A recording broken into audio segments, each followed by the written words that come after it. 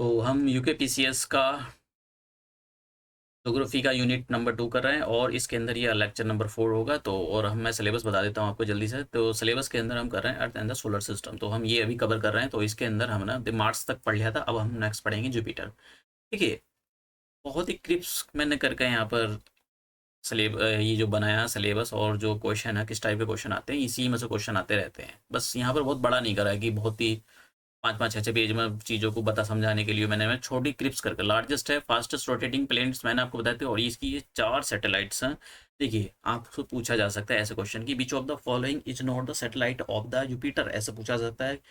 एक क्वेश्चन ऐसा बनता है, या एक क्वेश्चन ऐसा बनेगा कि which of the following is the satellites of the Jupiters, या is not a satellite of the Jupiters. तो ऐसा ही हो सकता है, या is not belong to the Jupiters, ऐसे क्वेश्चन पूछे जाते हैं। ये बड़े आना ऑप्शन आप एक ये गैनीमेडा के बारे में पढ़ लेना। ये गैनीमेडा जो है इसकी लार्जेस्ट मून है इसका जुपिटर का, और इसको मिनी मतलब ये जो है जुपिटर है, जुपिटर को मिनिएचर सोलर सिस्टम भी बोला जाता है, क्योंकि एक तो इसके प्लैनेट्स वो जो भी मून्स है वो काफ़ी सारे हैं।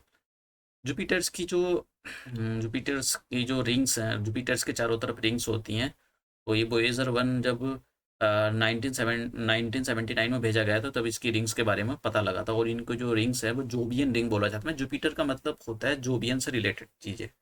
ठीक है, और अब हम मैंने आपको बताया था कि जुपिटर्स के बारे में फास्ट रोटेटिंग प्लैनेट्स है, बहुत तेज़ घूमता है।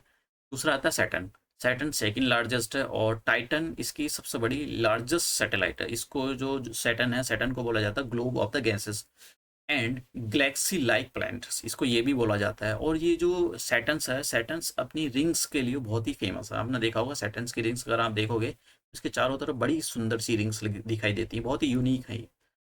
अब आता है अब देखिए, मैंने आपको बताया था कि जो एक बार एनिमेशंस देख लें आपको, जैसे ये जुपिटर हो गया, कितनी फास्ट घूम रहा है ये, ठीक है, बहुत तेज नाच रहा है ये। सॉरी, जुपिटर हो गया, ये सैटर्न हो गया, और ये यूरेनस हो गया। और देखिए, आपको पता होना चाहिए कि कौन से प्लैनेट्स किस डायरेक्शन में घूम रहे हैं। ये क्वेश्चन पूछे भी जाते हैं, पूछे भी गए हैं और पूछे भी जाते हैं।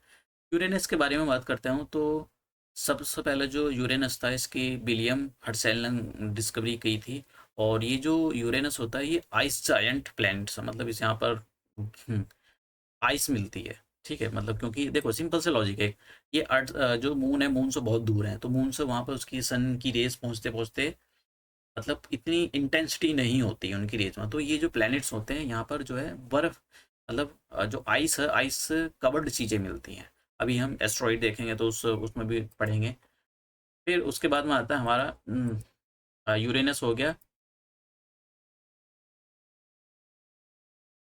तो हम सैटर्न के बारे में बात कर ली, अब पढ़ते हैं हम सैटर्न के बारे में। आप देख लो, तो सैटर्न इतना कुछ खास है नहीं। तो यूरेनस के बारे में भी हमने देख ही लिया है, हो गया।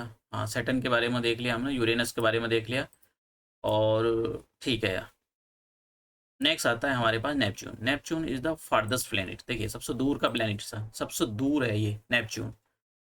उसके बाद में इसकी जो ये इन्होंने ओल्डेस्ट प्लेनेट बोला जाता है। सिंपल सी बात है, सबसे दूर है, फार्देस्ट प्लेनेट है, इतना कुछ मतलब खास है नहीं है इसके अंदर। नेक्स्ट आते हैं हम प्लूटो।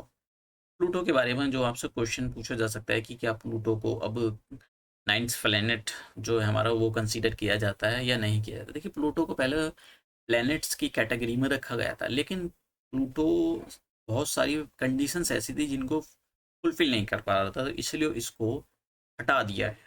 नाइन्थ प्लैनेट की कैटेगरी से इसको हटा दिया है। अब एक बात याद रखना, ये कब हटाया था? 2006 में इसको एक जनरल असेंबली हुई थी of the international astronomical union है। जो ये इंटरनेशनल एस्ट्रोनॉमिकल यूनियन है, ये सारे प्लैनेट से रिलेटेड जो है इन वो सारे डिसीजन लेती है। इसकी एक असेंबली है, जनरल असेंबली, तो इनकी मीटिंग हुई थी। ये मीटिंग कब हुई थी? ये 14 अगस्त से लेकर 25 अगस्त के बीच में चली थी, और 2006 जो डेट थी, मतलब जो साल था, उसी साल में इसी को कि इसको जो प्लेनेट प्लूटो है, प्लूटो को प्लेनेट की कैटेगरी से हटा दिया गया था, तो ड्राफ्ट प्लेनेट की कैटेगरी में इसको रखा गया था। तो आज हमने ये सब देखा, और नेक्स्ट लेक्चर में हम पढ़ेंगे एस्ट्रॉइड के बारे में। एस्ट्रॉइड क्या होते हैं, और वो कहाँ मिलते हैं, कॉमेट्स क्या होते हैं, और क्यूपर बेल्ट क्या होती है, इन सब के बारे में देखेंगे। तो आज का लेक्चर यहीं समाप्त करते हैं। Thank you.